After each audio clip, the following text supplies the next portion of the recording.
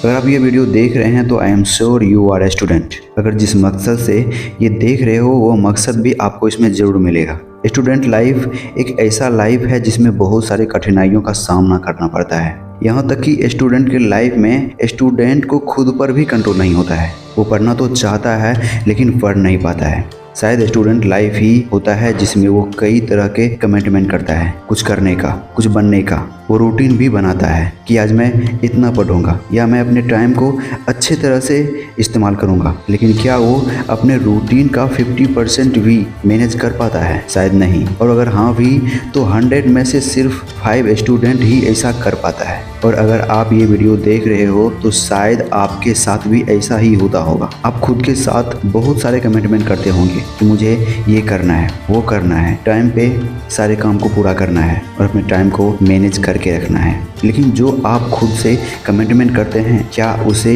आप पूरा कर पाते हैं? और एक इंटरेस्टिंग की बात बताता हूँ, ये प्रॉब्लम आपके अंदर ही नहीं है कि आप ही सिर्फ अपने बनाए रूटीन को फॉलो नहीं कर पाते हो, बल्कि ये प्रॉब्लम हर स्टूडेंट में होता है। और जिस स्टूडेंट को आज आप डिसिप्लिन देखते हो वो शुरू से ही डिसिप्लिन नहीं होता है, बल्कि वो एक शेड्यूल बनाता है और अपने काम को पूरा करता है।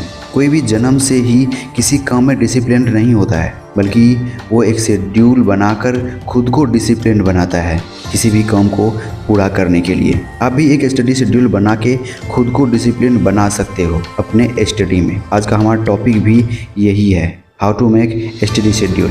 मैं इसमें ऐसे पॉइंट बताया हूँ जिससे आप अपने स्टडी को बेहतर बना सकते हो। तो बिना टाइम वेस्ट किए चलिए समझते हैं उन पॉइंट्स को। Point number 1, first understand motivation. इंसान के लाइफ में कुछ भी करने के पीछे उसका मोटिवेशन होता है।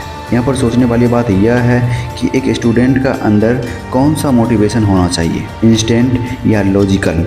आपके स्क्रीन पर एक इमेज शो हो रहा होगा।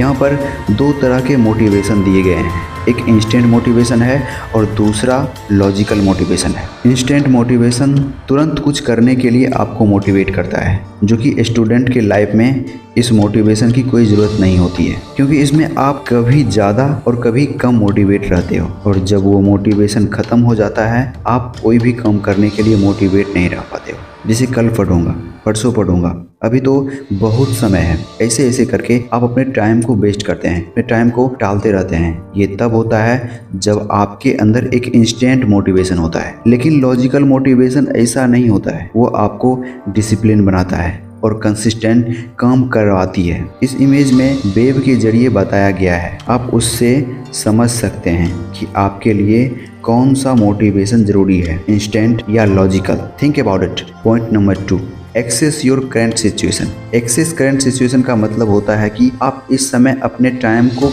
कहाँ यूज करते हैं, वो सारे काम को नोट करें। कितना टाइम आप अपने फ्रेंड के साथ बिताते हैं एंजॉयमेंट के टाइम, कितना टाइम आप पढ़ाई पर देते हैं और कितना समय आप अपने हेल्थ पर देते हैं।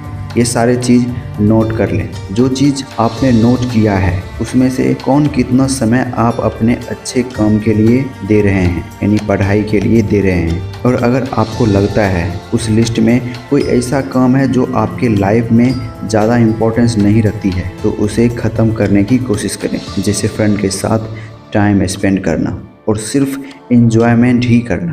Point number 3, decide what duration of your goal.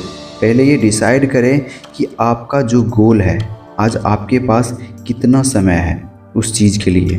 क्योंकि कई स्टूडेंट ऐसा होता है पहले वो अपने एग्ज़ाम या फिर और किसी चीज़ की तैयारी पहले से नहीं करता है और उसके बाद जब उसके पास कम टाइम बचता है तब वो उस चीज़ की तैयारी में लग जाता है। जैसे आपका टेस्ट एग्ज़ाम है तो उसमें आपको कितने पढ़ने की ज़रूरत है या कितना पढ़ने की ज़रूरत होनी चाहिए। यूँ कहें कि आपको उस समय कौन कौन से सब्जेक्ट पढ़ना चाहिए उस टेस्ट एग्ज़ाम के लिए, ये सारे चीज़ पहले से तय करें। उसी तरह अगर आपका गोल किसी एग्ज़ाम के लिए है तो आप पहले से तय करें कि आपको उसके लिए कितना पढ़ाई करनी चाहिए। Point number 4, list your all subject with priority.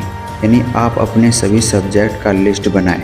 आपके जितना भी सब्जेक्ट हैं आपके एग्ज़ाम से रिलेटेड उसे आप लिस्ट बना लें। उस सब्जेक्ट को इस तरह से लिस्ट बनाएं कि वो सारे सब्जेक्ट आपके प्रायोरिटी के हिसाब से हो। यहाँ पर प्रायोरिटी का मतलब है कि आपको पहले कौन से सब्जेक्ट पढ़ाई करनी चाहिए, क्योंकि बहुत सारे ऐसे स्टूडेंट होते हैं जो सब्जेक्ट को प्रायोरिटी के हिसाब से नहीं समझता है कि उसे पहले कौन से सब्जेक्ट पढ़ना चाहिए। तो आप जब भी सब्जेक्ट की लिस्ट बनाते हैं तो उसे प्रायोरिटी के साथ बनाएं। Point number 5, use your available time. आपके बनाए हुए स्टडी टाइम के बाद जो आपके पास टाइम बचता है वो भी इम्पोर्टेंट होता है कि आप उस टाइम को किस तरह से इस्तेमाल करते हैं। मैं आपको एक क्लैरिटी दे रहा हूँ ताकि आप इसे अच्छे से समझ सको कि आपको अपने अवेलेबल टाइम को किस तरह से यूज करना चाहिए। देखिए, जब आपके पास अवेलेबल टाइम होता है उसे अपने फ्रेंड्स के साथ डिस्कस करें या उसी चैप्टर से क्विज करें। ऐसा करने से आपको उस चैप्टर का रिकैप भी मिल जाएगा जिसे आप रिवीजन भी कह सकते हो। तो ये 5 पॉइंट्स हैं जिसे आप अपने स्टडी शेड्यूल बना सकते हैं। किसी काम को करने से पहले ये ज़्यादा इम्पॉर्टेंट होता है कि हम उस काम के लिए कैसा शेड्यूल बनाए हैं। उसी तरह से पढ़ाई में भी होता है कि पढ़ाई करने से ज़्यादा इम्पोर्टेंट होता है कि आपने उस पढ़ाई के लिए कैसा शेड्यूल बनाया है। तो आई होप कि आपको ये 5 पॉइंट्स अच्छे से समझ में आए होंगे। तो आज के लिए इतना ही, मिलते हैं नेक्स्ट वीडियो में किसी नए टॉपिक के साथ।